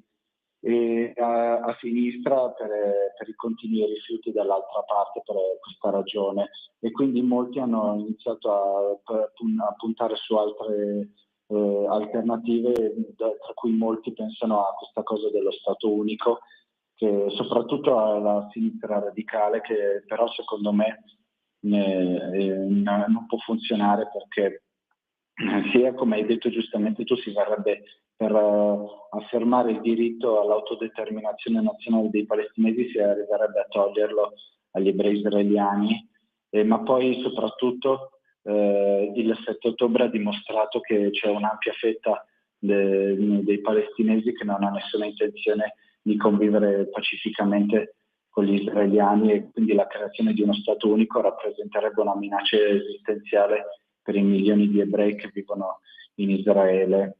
E molti hanno pensato a questa cosa anche perché loro applicano il falso paragone tra Israele e il Sudafrica dell'apartheid, che però come abbiamo spiegato tempo fa non ha senso, perché in Israele i cittadini arabi dentro Israele hanno sempre avuto il diritto di voto e di avere i loro rappresentanti eletti nella Knesset, il Parlamento, quindi il paragone improprio, e quindi anche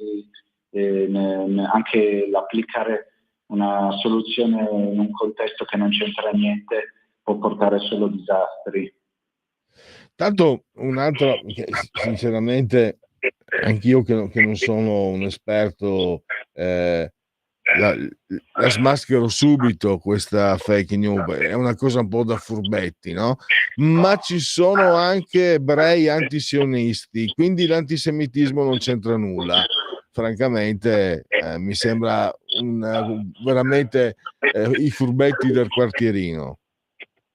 Sì, perché molti ti citano, ma allora Greg Lem, ma allora Monio Vadia, la scusa che usano sempre, o ti spiattellano alcune foto di manifestanti ebrei di estrema sinistra alle proteste pro-Palestina, solo che quello che non dicono è che questi sono rappresentano percentuali irrisorie all'interno del mondo ebraico. Per dare un po' di numeri, in America, secondo un sondaggio condotto l'anno scorso dal Manhattan Institute, l'86% degli ebrei americani si dichiarava filo-israeliano, solo il 5% non lo era, il restante 9% si asteneva dal prendere posizione, era neutrale. Nel Regno Unito, pochi mesi dopo il 7 ottobre, era uscito un sondaggio dell'associazione CIA che diceva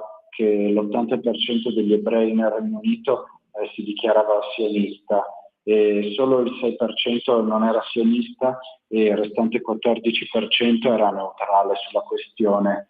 Questa cosa di usare come alibi gli ebrei, quella minoranza rumorosa di ebrei di estrema sinistra che la pensano come loro, non è una cosa nuova nel mondo, nella galassia Propal, ma una cosa che ha radici profonde, perché già negli anni 60 l'Unione Sovietica e il Partito Comunista Italiano riconobbero come loro unico interlocutore legittimo in Israele Raqqa, che era un partito minuscolo di estrema sinistra che era nato da una scissione del MAKI, il Partito Comunista Israeliano, e questo Raqqa rappresentava la frangia più estrema e radicale della sinistra israeliana, anche se prendeva pochissimi voti, però l'avevano scelto come loro unico interlocutore perché rappresentava le istanze più radicali della sinistra israeliana. Erano quelli che sostenevano criticamente l'Unione Sovietica e le istanze filo-arabe. Nathan, mi dicono dalla regia se hai la radio accesa, se puoi abbassarla perché si sente una eco. Forse per il viva voce, ho spento il viva voce, si sente meglio adesso? Sì, mi sembra di sì. Mi faranno cenno dalla regia, sì. Nathan, ancora 2 punti. È un punto dolorosissimo che viene molto utilizzato nelle argomentazioni contro Israele, i bombardamenti a Gaza, bombardate anche scuole e ospedali. Però noi abbiamo visto che ci sono tanti arabi che hanno cominciato a manifestare contro Hamas, accusandoli proprio di usare le persone civili come scudi umani. Però insomma, te la parola per parlare anche di questo. Sì, noi per esempio con le testate con cui lavoro tipo Mosaico, noi già a gennaio avevamo iniziato a riportare delle prime proteste contro Hamas quando i media all'estero in generalmente se ne occupavano poco perché si voleva identificare Hamas con una presunta resistenza, però già mesi fa, già nel novembre 2023, erano emersi dei video che mostravano come dentro gli ospedali Hamas e dentro gli asili e le scuole Hamas nascondeva mitra e missili e altri ordigni. E poi per capire quanto loro tengano in poca considerazione le vite dei loro stessi civili, basterebbe vedere le reazioni che ebbe Ismail Haniyeh, il defunto leader di Hamas che è stato ucciso a Teheran l'anno scorso. Che reazione ebbe quando seppe, mentre era rifugiato in Qatar, che i suoi figli e nipoti erano rimasti uccisi a Gaza. Lui in un primo momento non disse nulla, ma poi si disse gioioso per la morte dei suoi stessi figli e nipoti, perché diceva che il loro martirio era stato necessario per la loro lotta. Cioè, come si può considerare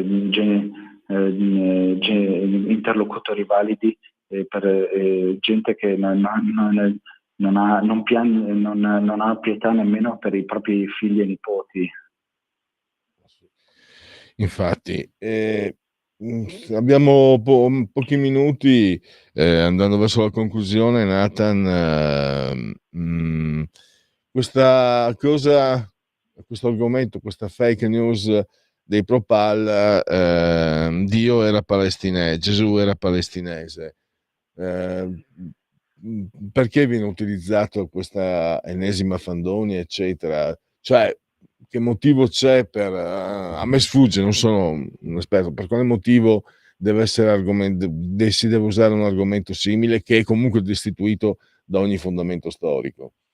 Perché dunque lo stesso termine Palestina non tutti se lo ricordano, ma ai tempi di Gesù non esisteva neanche la parola Palestina, è stata coniata dai Romani nel 135 d.C., perché dopo la rivolta di Bar Kokhba, con cui i ribelli ebrei avevano cercato senza successo di cacciare via i romani dalla Giudea, i romani coniarono questo termine Palestina ispirandosi all'antico popolo dei Filistei, che erano nemici degli ebrei, per scoraggiare gli ebrei da rivendicare il possesso della loro terra. E questa cosa fandonia del Gesù palestinese viene usata per rafforzare la narrazione terzomondista, secondo la quale gli ebrei in Israele sarebbero una specie di colonialisti, come i colonialisti europei, in un territorio che non gli appartiene. Quindi serve essenzialmente per rafforzare una determinata narrazione strumentale alla loro agenda politica. Infatti, giustamente anche questo. Nathan, io direi che siamo arrivati alla fine.